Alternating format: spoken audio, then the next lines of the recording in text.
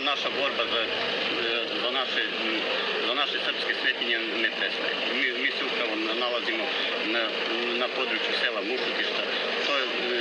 To je selo koje je obeleženo još u poveljama cara Dušana, u popisima turskih haga i tako dalje. To je staro srpsko selo.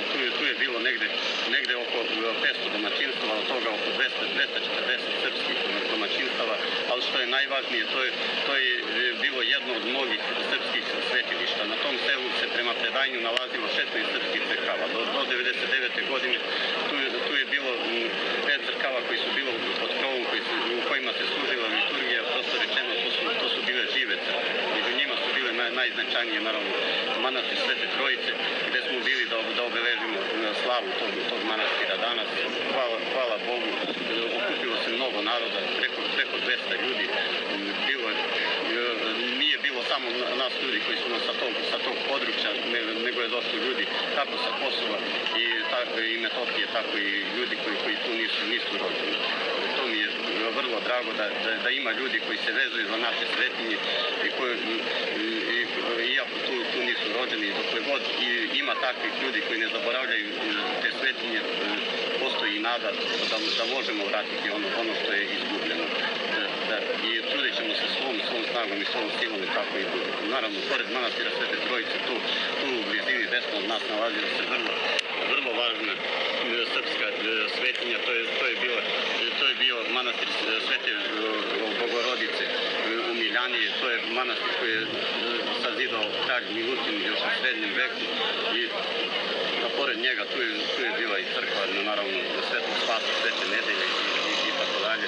Znači, to su sve srpski srednjovekovni manastiri, ali ne samo u Mušutištu, srpskih svetinja bilo je i u drugim selima. Inače, od 49 sela Suvorečke opštine, u 7 sela je do 99. godine bio srpsko življe. Od toga polovina je živjela u Mušutištu, ostala polovina u drugim selima.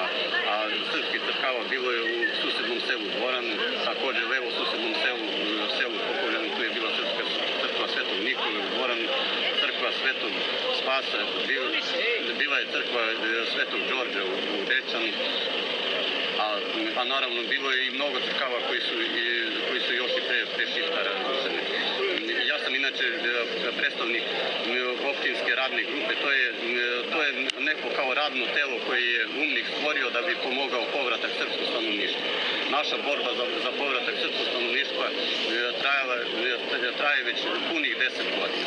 Međutim, od šiptarskih vlasti uvek smo isti odgovor dobijali, kao još uvek ne postoje bezbedonosni i finansijski uslovi za povratak srpskog stanovništva. Međutim, mi se pored toga ne mirimo.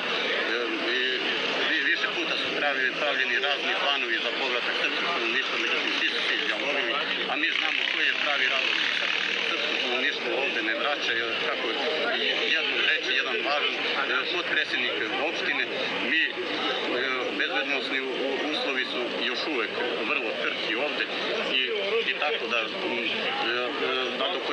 dokle god vaše komšije koji su uzurpirali vašu imovinu ne požele vaš povratak, mi ne možemo da vam dozvolimo da se vi vratite, jer navodno niste bezbedni. I ispada da onaj uzurpator ima ovde na ovom području veće pravo od onog koji ima svoju imovinu. No, bez obzira na sve to, opet vam kažem da naša borba za povratak i za obnovu ovih naših srpskih svetinja neće prestajati. I ako Bog da zdravlja već za Svete Vraće, to je 14. jula, vidimo se ponovo u obližnjem selu Novaku, i to je povratničko selo, a također posjetit ćemo i manastir Svete Vraće i naravno još par sela u kojima danas nema Srba koji su pripadali opštini Suboreća, koji se nadamo biće. Tako da drago mi je što je došlo ovoliko naroda i ja pozivam sve ljude koji su